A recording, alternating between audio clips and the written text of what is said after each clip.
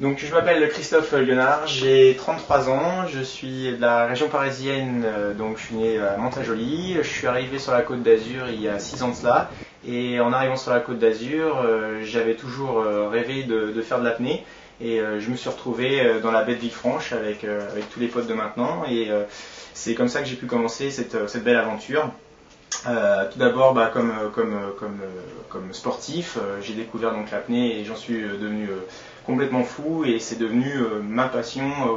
au même titre que mon activité professionnelle, qui est donc professeur de tennis. Et j'ai commencé au fur et à mesure à rentrer dans l'équipe de Loïc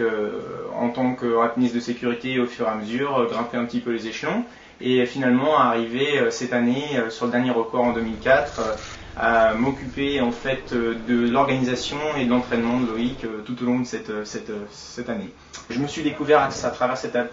activité sportive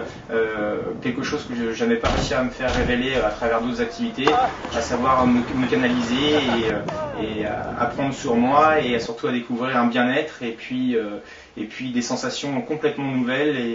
et qui moi me rendent à chaque fois heureux et avec un bonheur immense de venir régulièrement m'entraîner le peu de temps que j'ai encore à consacrer, en tout cas en tant que sportif, à cette activité sportive. Le No Limit pour moi, c'est le fait qu'il y ait autant de monde autour d'une seule personne. C'est vraiment ça qui m'a soudé autour de ce projet, c'est cette aventure humaine, c'est cette amitié qu'on a pu lier tous les uns avec les autres. Et quand on dit que Loïc a fait un record, on a vraiment l'impression de nous être avec lui quand il descend. D'ailleurs, on a tous le réflexe de bloquer la respiration quand il ouvre le frein. Et c'est vraiment quelque chose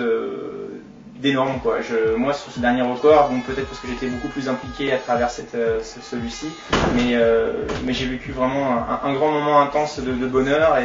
et vraiment partagé et collectif, et c'est ce que je n'avais pas dans mon activité sportive individuelle, et ce que j'ai retrouvé enfin dans cette activité collective qui malgré tout tourne autour d'un seul homme.